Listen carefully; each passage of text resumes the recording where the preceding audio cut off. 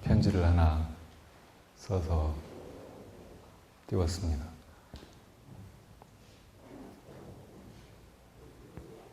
제가 출가할 때 세상의 모든 일이 다 허망하고 괴로울 뿐이고 한데 오직 부처님 가르침 따라서 수행해서 깨달음을 이루면 일체의 괴로움을 넘어서고 다른 중생을 또 도울 수 있다는 그 믿음으로 왔는데 아직 수행다운 수행을 해오지 못했고 또 수행은 그렇게 어물어물해서 이룰 수 있는 것이 아니라는 생각이 들어서 모든 걸 다 내놓고 수행에만 몰두하고 싶다고. 이제부터 수행을 하려고 하는 사람은 자기 가진 재주나 또 생계에 대한 걱정뿐만 아니고 예의를 잊어버려야 된다고 했는데 제가 그래서 이제부터는 스님께 대한 예의를 잊겠다고. 그래서 이제 스님한테 찾아가지도 않고 선언하고 토굴 같은 데 다니면서 이렇게 정진을 했어요. 그렇게 지낸 시간이 정말 행복하고 또 보람도 있고 또 수행에 적은 그런 진전도 있고. 근데 이제 떠나서 생각해 보면 또 스님이 참 훌륭하신 분이고 또 스님만한 그런 스승도 잘 없고 또 스님이 원래 굉장히 섬세하고 따뜻하고 부드러운 분이라는 생각이 자꾸 드는 거예요. 대하고 보면 전혀 아닌데 떠나서 생각해 보면 스님이 그런 분이라는 생각이 또 자꾸 드는 거예요.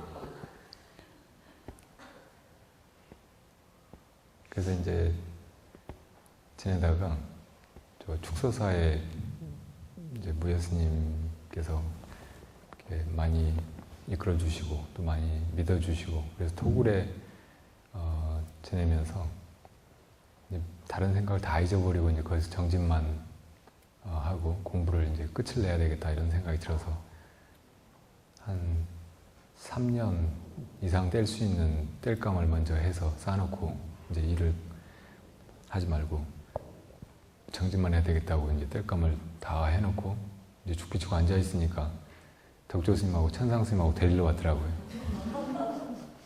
불이라면 지금 아무도 살 사람이 없고 또 스님은 너무 연로하셔가지고 이제 노인이 다 되셔서 옛날처럼 막 그렇게 뭘 잘못한다고 막 그렇게 꾸짖고 그러실 것 같지도 않고 이번에 불이라면 들어오면 마음대로 하고 살라는 거예요. 그분 다 그걸 잠궈버리고 정진만 해도 되고 풀이 막 한길이 되게 자라도 뭐라고 안 그렇게 보장을 하겠다고. 가끔 뭐 거기 음식물이나 이것저것 필요한 것이 있으면 길상사에서 대주겠다고.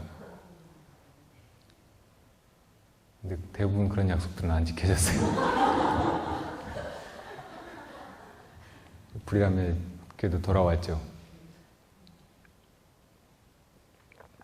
돌아와가지고 이제 지내고 있으니까 스님도 또 이제 좋아하시는 거예요. 옛날 걸 또 다 잊어버리시고.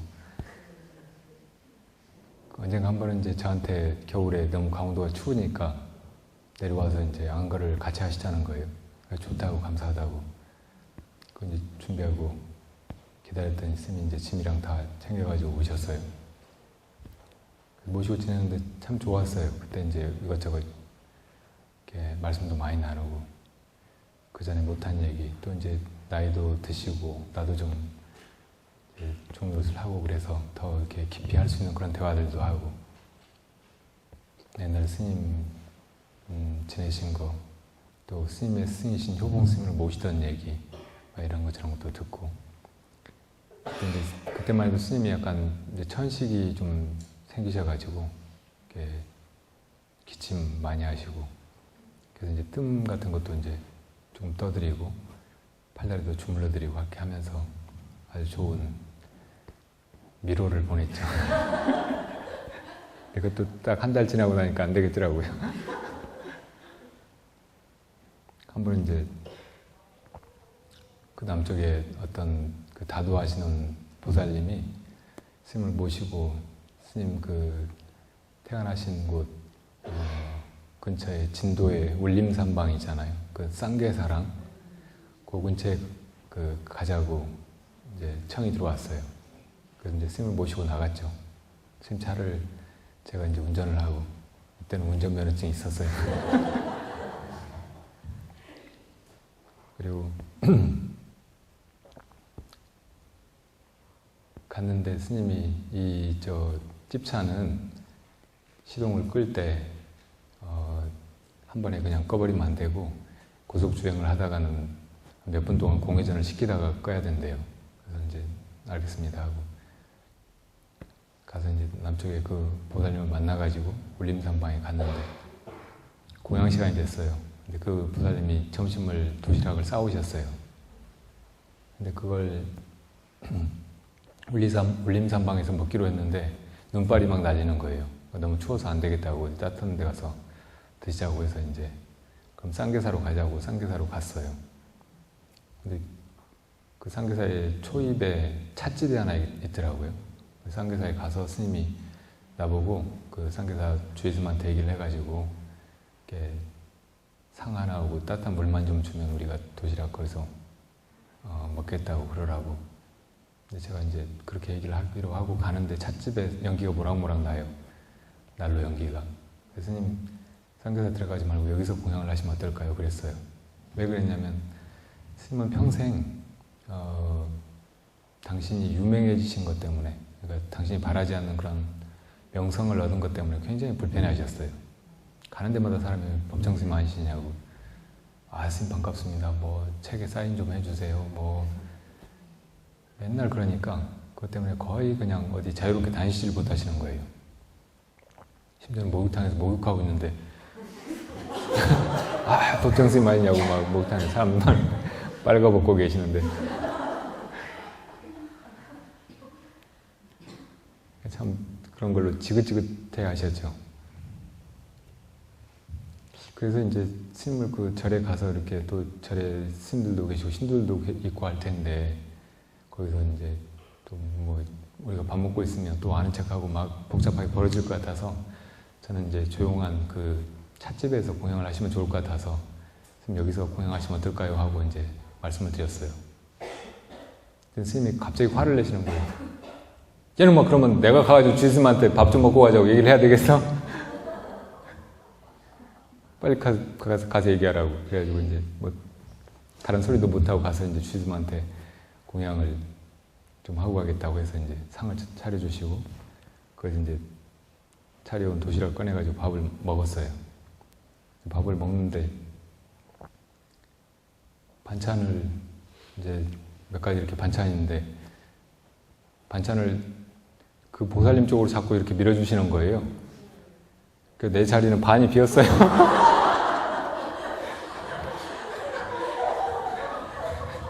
그 세상에 머슴도 이렇게는 밥 안 먹겠다.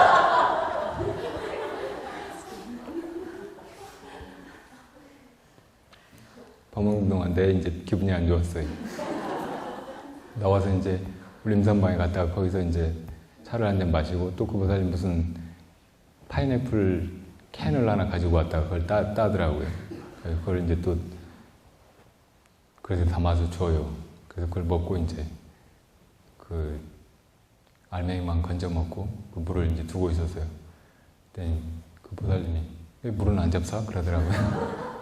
너무 달아서요. 그랬더니 갖다 버려! 스님이. 그러고 보니까 이제 그 보살님이랑 스님은 그 물까지 다 드셨더라고요. 근데 그 달고 그냥 별로 이렇게 먹고 싶지 않은 그 물을 꼭 다 먹어야 되는 그런 생각이 들어서 이제 그거 갖다가 이제 나무에다 버렸어요. 그리고 돌아오는데 그 보살님 이제 내려드리고 돌아오는데 휴게소에서 저녁은 때우고 가자고 주암 휴게소에 그 콩나물국밥을 좋아하셨어요. 거기 내리는데 차 멈추자마자 내가 시동을 꺼버렸어요. 그건 전혀 고의가 아니었어요.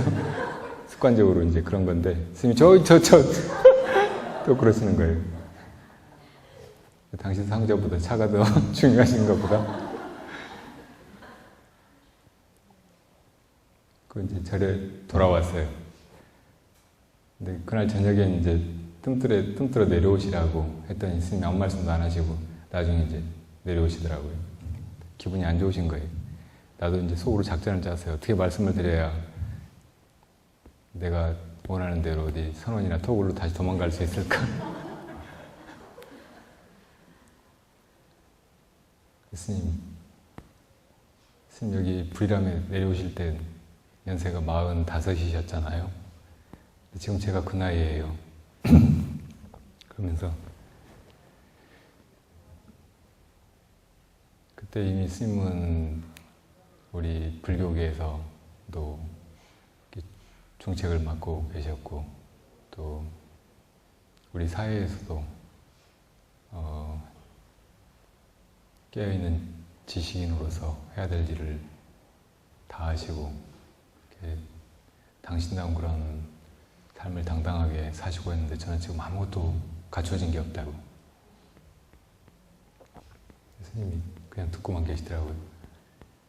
스님 옛날에 홍스님 모시고 사실 때 좋으셨어요? 그때 안 좋았다고. 어떻게 안 좋으셨어요? 그때 뭐 내가 중된 지 얼마 되지도 않고 스님들은 다 김치 쪽에다가 간장에다가 밥만 먹고 사는 줄 알고 맨날 그렇게 밥을 드리고 그 노스님을 그렇게 시봉을 하고 그랬으니 나중에 두고두고 후회가 되고 한다고. 효봉스님 떠나서 선방에 가실 땐 기분이 좋으셨겠네요. 그때 엄청 좋았지. 네팔의 불교도대에 가자고 할 줄 알았더니 스님이 난 선방에 가라고 하시고 다른 사람 데리고 이렇게 가시고 할 때 좋아서 이제 절 밖에 나오면서 눈두렁에서 고래고래 막 소리를 질러 그랬대요. 스님 살아오시면서 후회되시는 거 없으세요? 뭐 별로 없는데 내가 선원회를 조금 더 다녔어야 되는데 하는 그런 생각은 있다고. 스님이 유도신문에 넘어가신 거예요.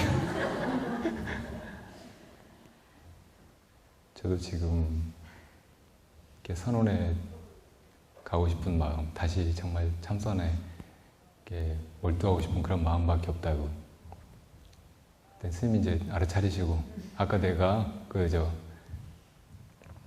차 시동 끄고 막 그럴 때는 몰라서 그럴 수도 있는데 내가 너무 했던 것 같다고. 스님 쌍계사에 밥 먹으러 들어가서 그렇게 얘기하라고 하셨을 때 제가 아무리 그래도 그 말 하기가 싫어가지고 여기서 드시자고 했겠냐고. 그러니까 스님 이제 너무 막 사람들 봐주시는 거 버거워하시고 그러시니까 제가 스님 생각해서 그런 거 아니겠냐고 그랬더니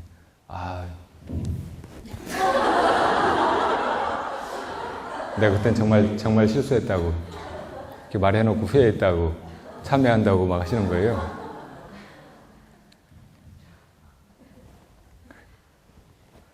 제가 진짜 나쁜 놈이죠. 그 모습을 보니까 정말 이분이 댐댐이가 훌륭한 분이다 이런 생각이 드는 거예요. 자기 몇십 년 그냥 제자로 부려먹던 사람한테 그렇게 잘못했다고 참여한다고 막 이렇게 합장하고 고개를 막 조아리시고. 그래서 저는 매정하게 밀고 나갔어요. 제가 떠나서 조금 이렇게 정진을 이렇게 끝을 보고 싶다고 그랬더니 그러라고. 그래서 며칠 안 있다가 이제 스님 올라가셨어요. 저는 또 이제 며칠 안 있다가 그걸 떠나서 이제 어디 소백산에 빈집이 있어서 거기 가서 이제 집을 고쳐가면서 이렇게 지내고 있었고 몇 년 있다가 여기 길상사에서 연락이 왔어요. 근데 제가 이제 거기로 떠나면서는 어디에도 연락을 하지 말고 밖에 나오지 말고 지내야 되겠다는 생각이 들어서 거의 이제 도반 천호 스님만 왔다 갔다 하시고 그랬는데 그래서 이제 제가 거기 있는 걸 아무도 모르는데 연락이 어떻게 온 거예요. 그래서 스님이 지금 굉장히 몸이 안 좋으시다고 곧 입적하실지 모른다는 거예요. 그냥 너무 참 충격적이고 또 후회스러웠어요.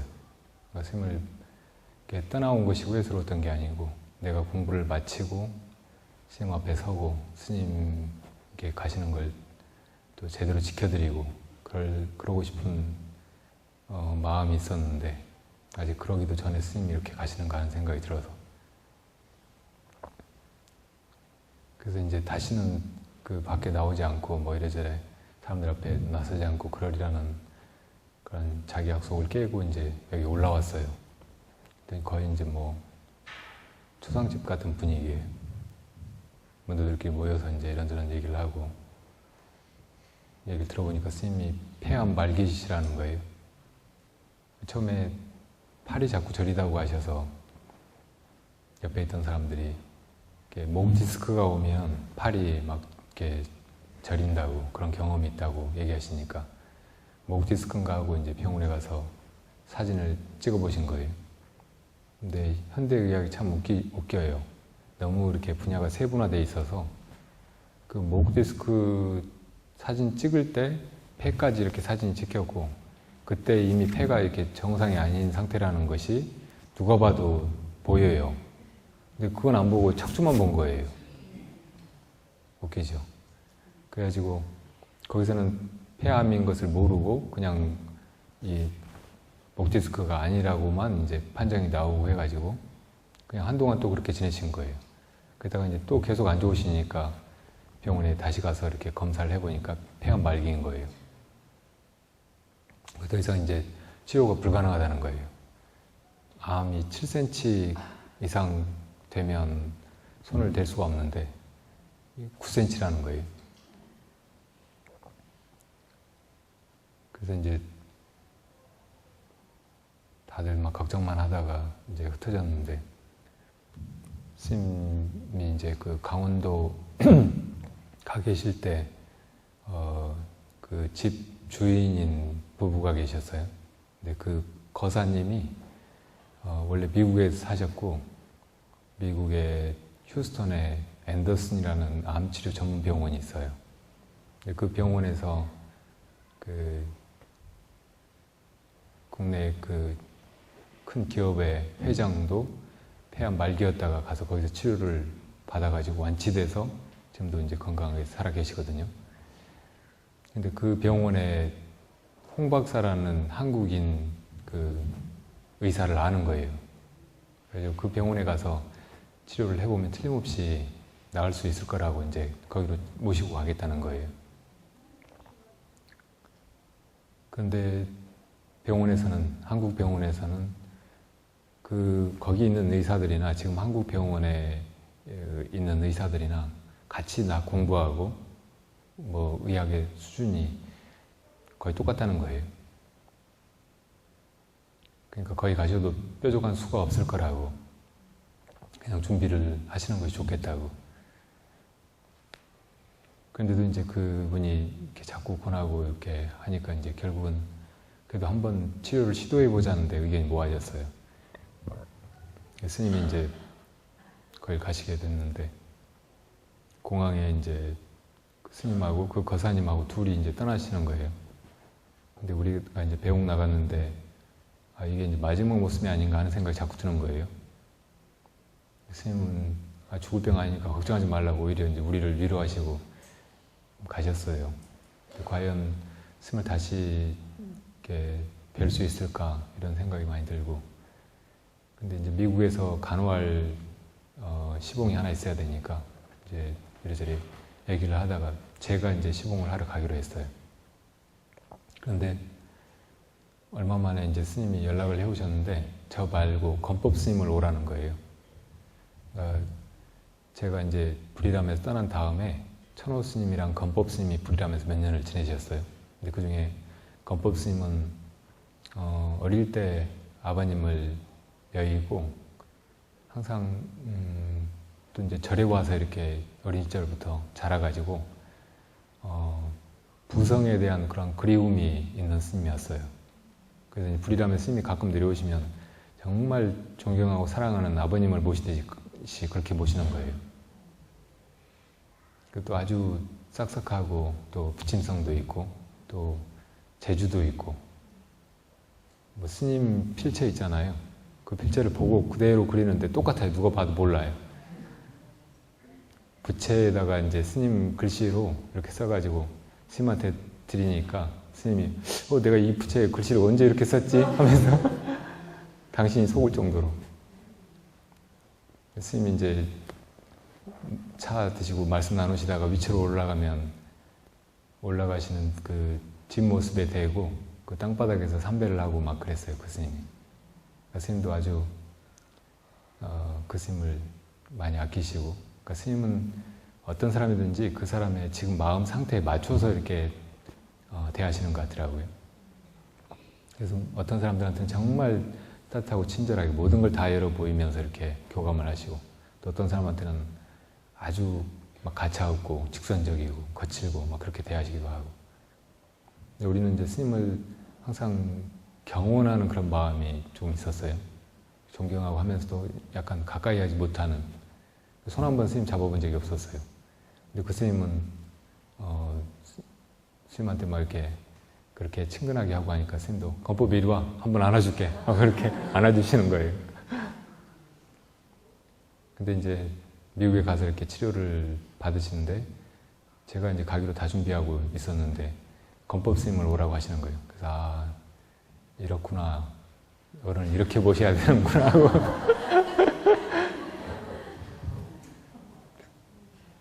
그래서 건법 스님이 가가지고 모셨어요. 미국 병원에서는 처음에 검사를 했는데 치료율이 10% 미만이라고 그랬어요. 한 자리 숫자라고.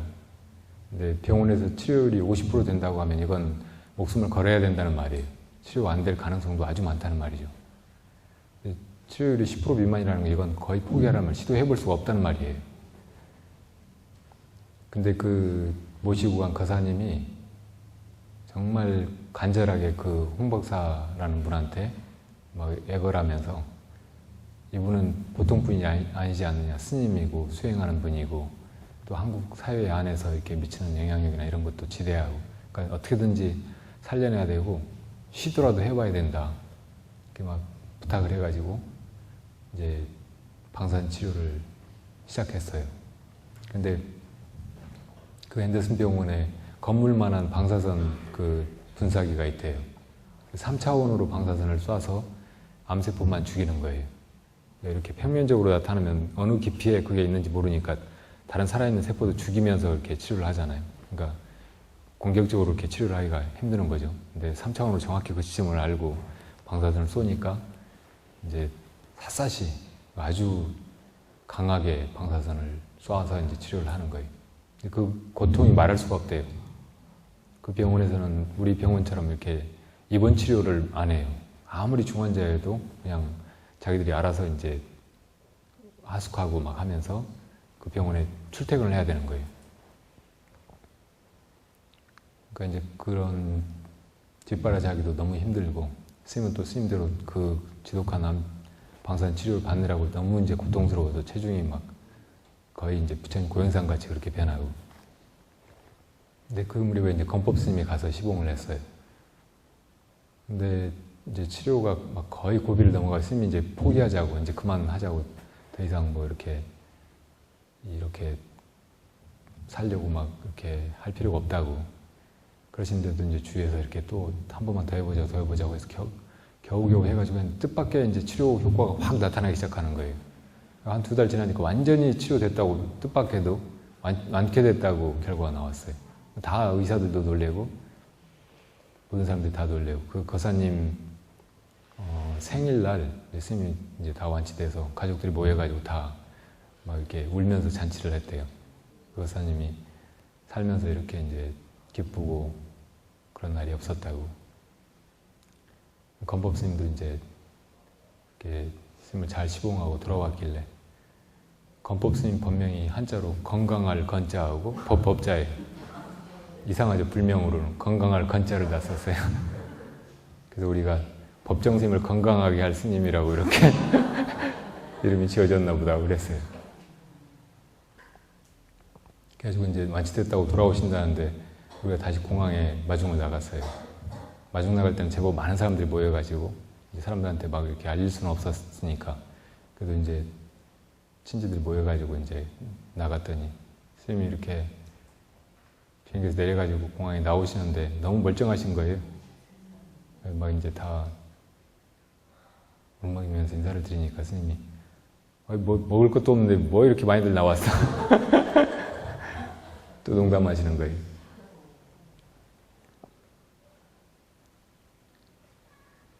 그래가지고 이제 그 뒤로 한 1년 정도만 잘 이제 관리를 하고 또 3개월에 한 번씩 검사만 잘 받아서 체크를 하고 그렇게 하면 이제 괜찮아지실 거라고 다 그랬어요. 그리고 이제 스님이 중단하셨던 법문도 다시 하시고 작년에 초파일 법문, 봄정기법회 법문까지 하셨죠.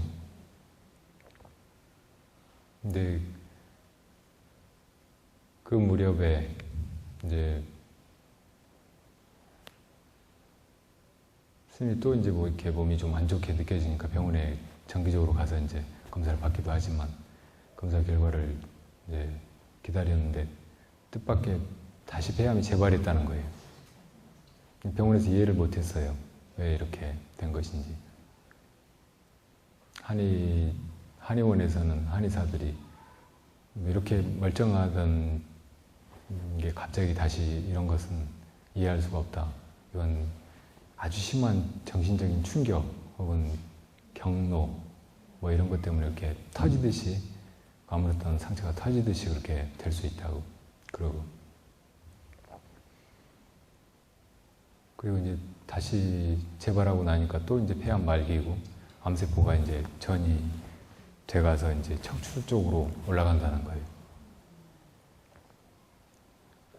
그 척추 쪽으로 올라가면 이제 몸이 마비될 수 있다는 거예요. 근데 스님은 이제 뭐 병원에서 입원해서 이렇게 양방 치료 받는 것은 더 이상 안 하시겠다고 딱 단언을 하시고 이제 한의원에서 몇 가지 치료를 시도했어요.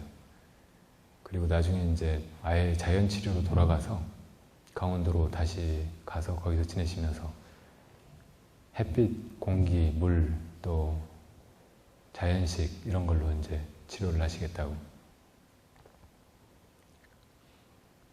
이제 그렇게 계시는 동안에 이제 가을에 스님한테서 연락이 왔어요. 처음에 스님이 그렇게 발병하실 무렵에 이제 제가 여기 주지로 왔죠. 그래서 이제 길상수 주지를 저보고 하라고 따로 거처로 부르셨어요. 제가 이제 아시다시피 어디 사중에 무슨 소임을 살아본 적이 없고 그냥 혼자만 이렇게 지내왔고 그래서 못하겠다고 했는데 이제 지금은 다른 대안이 없으니까 지금은 마음을 내야 된다고 말씀하시고 그래서 대답은 안 했는데 나중에 이제 또 덕조 스님이 이제 주지를 그만두고 다시 이제 스님 저스님 거론을 하고 막 했는데 다 여의치가 않고 그래서 이제 저희들이 사형사제들이 모여서 여기서 이제 도량을 안정시키고 소임을 나눠서 보면서 이제 살겠다고 말씀을 드리고 어쨌든 이제 너무 큰 병 중에 우리까지 다 또 이제 실망시켜드리고 안 하겠다고 하고 하면 더 이제 마음이 불편하실 것 같아서 이제 그렇게 하기로 하고 모셨는데 거의 이제 이 길상사 쪽은 신경도 쓰기 싫다고 연락을 일부러 안 하셨어요. 저희들이 가끔 찾아뵈면 길상사 얘기를 듣기 싫어하시고 그런데 정말 선생님은 길상사를 안 받으시려고 10년 동안 그렇게 하시다가 받아서 이제 우리에게 이렇게 좋은 도량이 생기긴 했지만 이 도량 때문에 어찌 보면 인연이 그렇게 꼬이고 하면서 이렇게 일찍 가시게 됐는지도 모르겠어요. 근데 이제 가을에 부르셔가지고 이렇게 유언처럼 말씀을 하시는 거예요. 우리 스님하고 친지 몇 사람하고 놔두고 나는 여기 수료산방에서 그 임종할 테니까 주위에 일체 알리지 말고, 특히 언론에는 전혀 알리지 말고 거기서 그냥 돌아가시는 대로 이렇게 주무시던 평상에다가 마당에 그 떼다 남은 장작 쌓아두고 그대로 갖다 올려놓고 다비하고, 그리고 그 다비장에 소수의 사람들만 모여가지고 그렇게 하고 주위에 알리지 말라고, 뭐 그런 내용의 유언을 하시고, 우리가 다시 흩어졌는데 겨울이 되니까 스님께서 이제 거기 강원도 너무 추운 데서는 안 되겠다고 제주도에 내려가서 좀 겨울을 지내고 올라오시겠다는 거예요. 제주도에 가 계시는데 가끔 이제 전화를 하시는데 조금씩 좋아지고 있어서 이제 많이 좋아졌으니까 한번 제주도에 내려오라는 거예요. 그래서 이제 내려갈 준비를 다 하고 있었는데 갑자기 40년 만에 폭설이래요. 산간도로가 다 막혔다고 이제 좀 지나서 오라고 하셨는데, 며칠 안 있다가 스님이 서울로 올라오셨다는 거예요. 왜 올라오셨는가 여쭤보니까 이렇게 걷는데 발이 이렇게 잘 떨어지지 않고 발이 끌린다는 거예요. 그러니까 하반신 마비 증상이 이제 나타나기 시작하는 거예요. 그래서 이제 검사를 받으시겠다고 올라오셨는데 검사 결과는 뭐 예상했던 대로 암이 치료되지 않고 그냥 진전되고 있었고, 마침내 경추를 압박해서, 신경을 압박해서 이제 마비 증상이 오기 시작했다는 거예요. 그래서 그거를 그 마비를 늦추거나 막으려면 방사선 치료를 시도해야 되는데 그걸 하겠냐는 거예요. 저는 이제 반대했어요. 그 치료가 부담스럽고 그 결과가 꼭 좋을 수만은 없고. 근데 이제 그때 미국에서 스님이 뉴욕에 가 계실 때 그 어떤 한국 절에서 수계를 했다는 한의사가 와서 치료를 제주도에서부터 했어요. 근데 그 치료가 나름대로 효과가 있어서 결과가 이제 나타나지는 않았지만, 그래도 스님은 이제 일상생활을 하는데 전혀 무리가 없었고, 또 의식도 너무나 분명하시고, 또 이것저것 이제 일도 다 처리할 건 처리하시고 그렇게 해왔기 때문에 뭐 희망도 있었어요 그때. 그래서 이제 일단 방사선 치료로 그 경추 쪽으로 퍼져나가는 암세포를 죽여서 마비를 이제 제한시키자고 이제 또 결론이 그렇게 났어요. 근데 그 치료를 하고 나니까 이제 그 치료가 너무 스님한테 부담스러웠는지 거의 탈진 상태셨어요. 그래서 이제 부축하지 않으면 화장실도 갈 수 없게 되고 거의 하루 종일 이제 누워 계셔야 되고, 거의 이제 저는 여기서 매일 아침에 이제 죽 쏘다가 가서 이제 스님 마침 공양 해드리고 이것저것 거드려드리고 이제 거다가 오고, 그런 생활이 이제 한 달여 지나갔죠. 그런데 그 병 중에도 스님은 조금도 이제 뭐 정신이 흐트러지거나 이렇게 분명치 않게 처신하거나 뭐 그러지 않으셨어요. 항상 이렇게 주위 사람들을 오히려 걱정하시고, 젊은 시절이나 건강하셨을 때하고는 다르게 오는 사람들 다 이렇게 가까이 오라고 해서 손도 잡아주시고, 저도 매일 아침에 갈 때마다 스님이 오라고 해서 손을 잡아주시고, 평생 한 번도 손 한 번도 안 잡아주시더니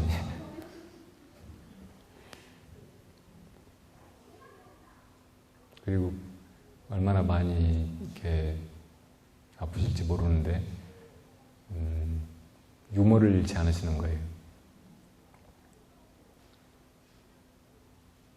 제가 이제 그 어린 3일생이 있는데 그 애를 데리고 이제 신병원에 가시기 전에 한번 인사를 시켜드린 적이 있었는데, 병원에 올라오셔가지고 이롤이 잘 있느냐고 하시더라고요. 그래서 잘 있고, 또 새로 하나가 처월이 들어와가지고 있다고 하니까 또 들어왔어?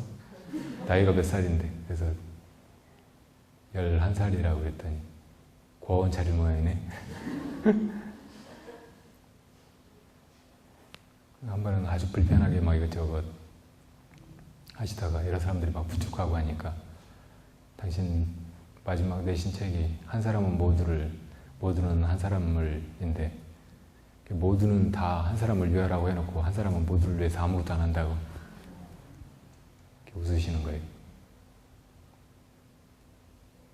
한 번 또 처음에 이제 그 목 디스크 그 진단했던 의사가 이제 인사드리려고 왔어요.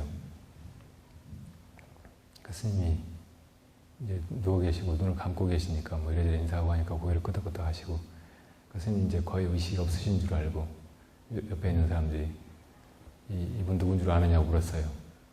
그 스님이 눈을 뚝 뜨시면 염라대왕.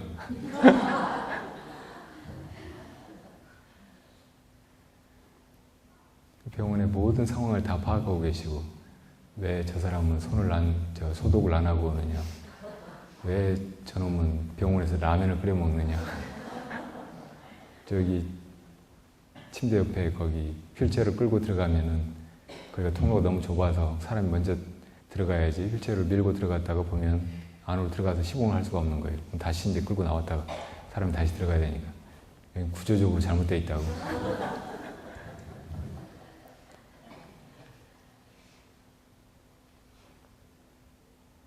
가끔 이제 너무 힘이 없어가지고 목소리가 안 나올 때는 필담으로 이렇게 사람을 웃기시기도 하고.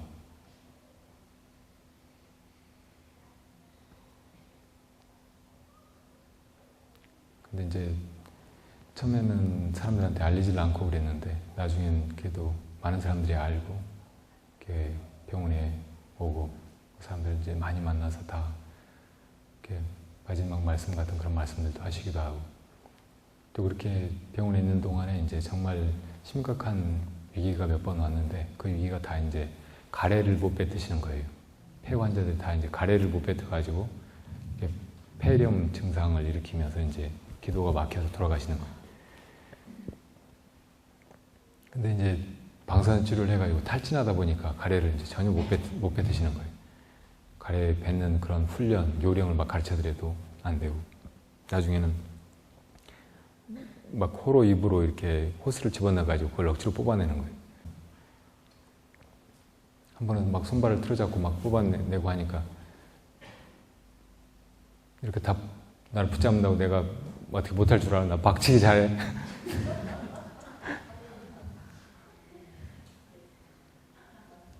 그런데 이제 그런 위기가 이제 가끔 오는데 한 번 이제 막 갑작스럽게 아침나절에 갔는데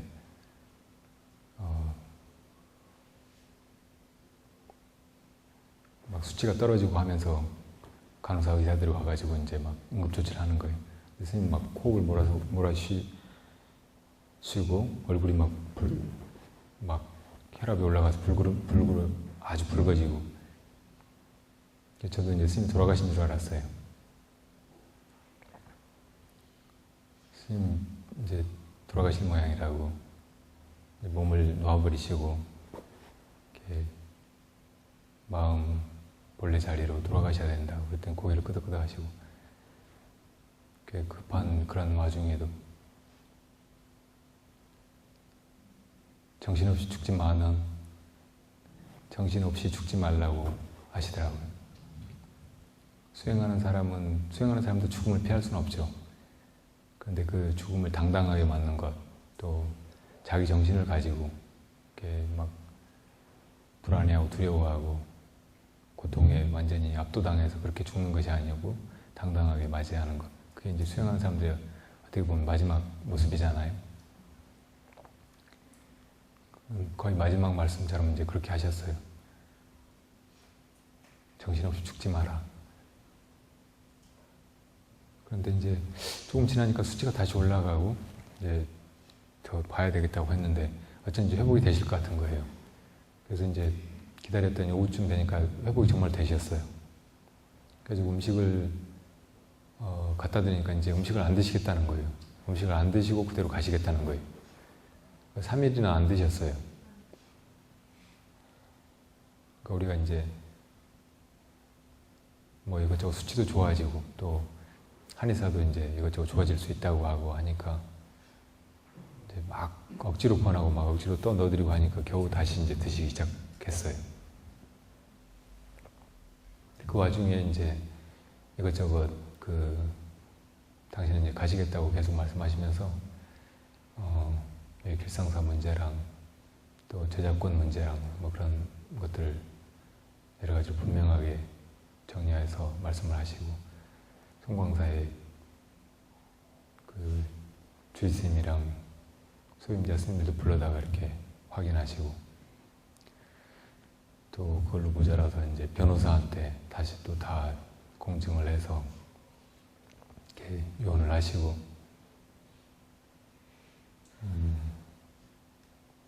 근데 이제 가시는 날 마지막 날 저녁에는 여러 가지로 이제 증상이 다 좋아지고 있었어요. 그래서 이제 그 한의사는 아주 희망적이라고 조금 더 이제 마음을 내서 이 척추 뒤쪽에다가 침을 놔보면 걸으실 수도 있을 것 같다고 계속 하는 거예요. 이제 그날 저녁에 이제 스님이 전화를 하셔가지고 죽이 드시고 싶다는 거예요. 거의 이제 아침에 끓여다 드린 죽만 이렇게 나눠서 드시고 했는데 저녁에 또 죽이 드시고 싶다고 해서 무슨 죽을 끓여갈까요? 그랬더니 저 삼청동에 한국에서 서울에서 두 번째로 잘하는 집이 있대요. 거기서 팥죽을 사오라는 거예요. 그래서 이제 사가지고 갔어요. 그랬더니 스님이 아주 좋아하시고 맛있게 드시더라고요. 너무 상태가 좋으셨어요. 그래서 거의 한 2시간 동안을 이런저런 얘기를 했어요. 나도 이제 아주 기분이 좋아서 뭐 그동안 얘기랑 스님 이렇게 그동안 하시고 싶었는데 못다 하신 일이 있느냐고 그랬더니 뭐 이런저런 거 말씀하시고 불교 사전이나 부처님 일대기 뭐 이런 걸 쓰고 집필하고 그렇게 하시고 싶었고 또 이제 당신의 어떤 마지막 말씀이나 가르침 이런 거를 또 이제 정리하고 싶었다고 이렇게 말씀을 하셨고 스님 이제 지금 회복되실 것 같으니까 일어나가지고 걷더니 그런 일들 하실 거라고 그랬더니 아무 말씀도 안 하시더라고요. 누구 보고 싶은 사람 있으세요? 제가 불러올게요 그랬더니 또 아무도 안 보고 싶다고 하셨어요. 그리고 이제 저는 이제 절로 들어가야 되겠다고 물러나왔는데 그때 이제 옆에서 간호하던 총각이 하나 있었어요. 그 총각이 뒤따라서 들어갔는데 그 총각한테 거의 이제 유언 같은 말씀을 다 하셨더라고요. 마지막 말씀은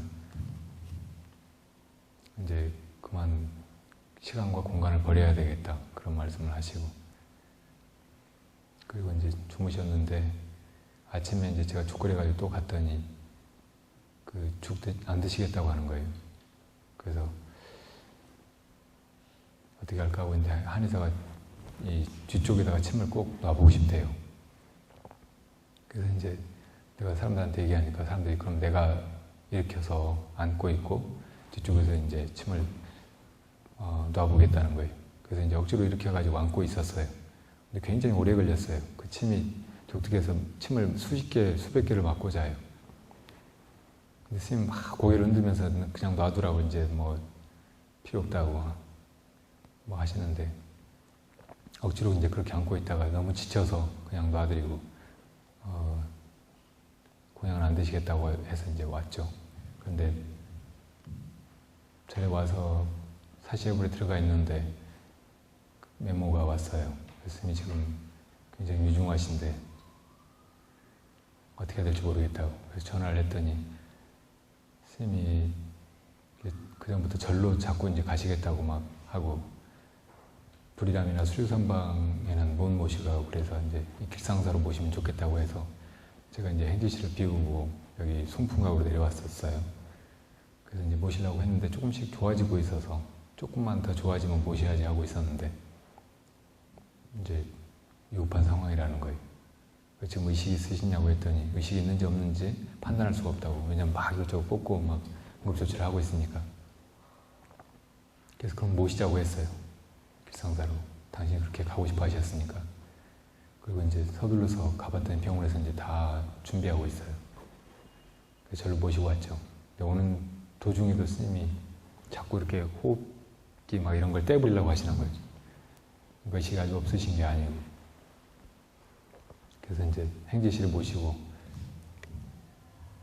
이제 호흡기 막 이런 거 저런 걸 다 떼고 하니까 이제 호흡이 거칠어지고 행제실에 이제 오셨다고 이렇게 말씀드리고 좀 있으니까 이제 점점 호흡이 느려지고 점점 그렇게 느려지다가 이제 가끔 끊어지기도 하고 근데 아주 편안해 보이셨어요. 그러다가 이제 한 2시간 있다가 아주 이제 숨을 쉬지 않으셨어요. 근데 그 모습이 아주 고요하고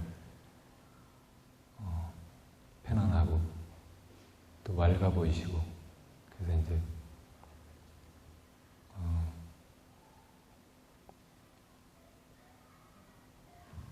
열반종을 치라고 하고 그때부터 이제 스님의 유지를 최대한 받들어서 크게 벗어나지 않는 범위에서 이제 일을 치르기 위해서 해야 될 일들을 하고 했습니다. 오늘 시간이 많이 지나서 마무리하는 말로는 좀 불충분한 것 같아요. 그래서 다음 11월 27일에는 수계식이 있으니까 그 시간 끝나고 그 다음 주 토요일에 한 번 더 이제 스님의 그 일대기를 전체적으로 조망해보고 또 스님이 남기신 그 유지나 가르침에 대해서 한 번 더 이야기를 나누도록 하겠습니다.